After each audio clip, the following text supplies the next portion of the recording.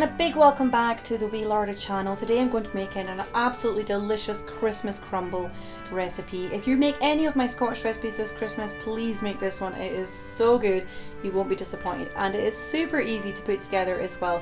So you might want to pause at these lovely ingredients here, but to get started we're going to pop a whole jar of mincemeat into the bottom of the dish. I put the approximate quantity in the ingredients list for you as well. There's no absolute specific quantity, you just need a really good layer on the bottom of your dish.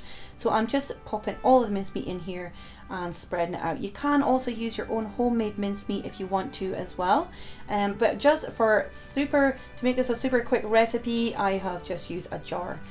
So what we're going to do is layer up our apples on top of our mincemeat now. So we're going to put a whole layer of apples on top of our mincemeat. We're just going to make sure that our mincemeat is completely covered with our apples, or as covered as we can get it. It doesn't matter if there are little gaps poking through, that is totally fine. So our apples are going to cook down really nice in the oven with the mincemeat in it.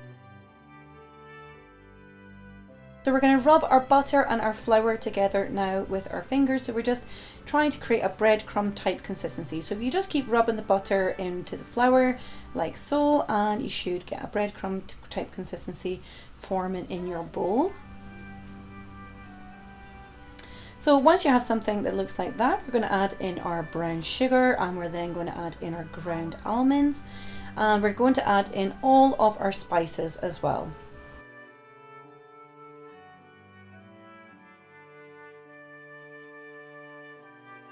So there are quite a few spices going in here, but that's what makes this such a delicious Christmas recipe. I love the smell of this when it's cooking in the oven. It is so good. So we're going to mix that through really well just to make sure that everything is blended well in the bowl.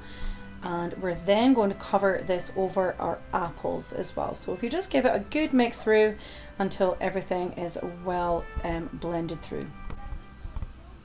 So we're now going to pour all of our crumble mix on top of our apples. So the aim here is just to try and cover the apples as much as possible.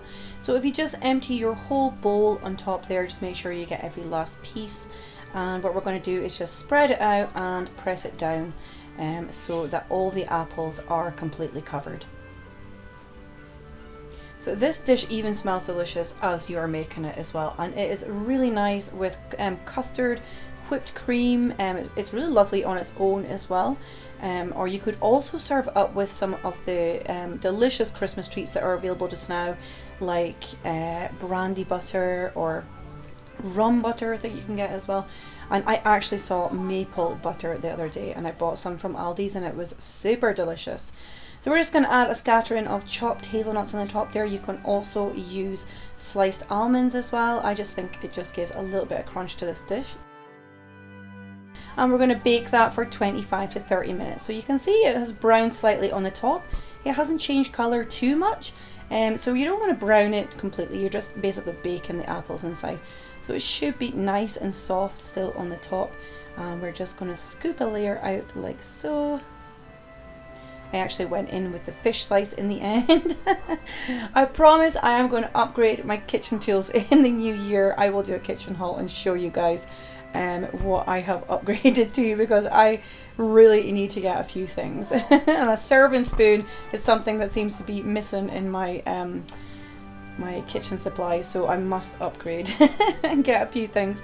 So you can't really see the layers too much. It all has kind of blended together really nice, but the apples are really melt in the mouth texture with the mincemeat and the spiced crumble on top. It just all works so well. It's absolutely delicious, this recipe. It is a really nice sweet treat.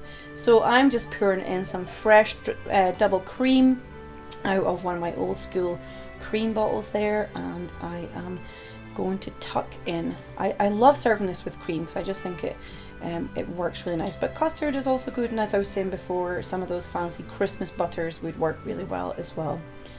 And that would also give it a boozy element if you were using a brandy butter too. So I hope you enjoyed making this lovely Christmas crumble, and I hope you go on to make this one sometime during the holidays. As I say, it's such an easy recipe and it is so delicious. And we have so many different crumble recipes in Scotland. It's such a popular dish, especially here in the northeast anyway. and it is just a really nice, easy way to use up fruit and things. So if you enjoyed this video, please feel free to give it a big thumbs up, and if you hit that subscribe button and the little bell next to it, I will see you guys again soon. And if you like Christmas recipes, I also have my Christmas cookbook available over on my website as well at angiemilne.com, and I'm also on Instagram, so pop over and say hi if you're over there as well. So take care and have a lovely Christmas, everyone. Lots of love. Bye bye.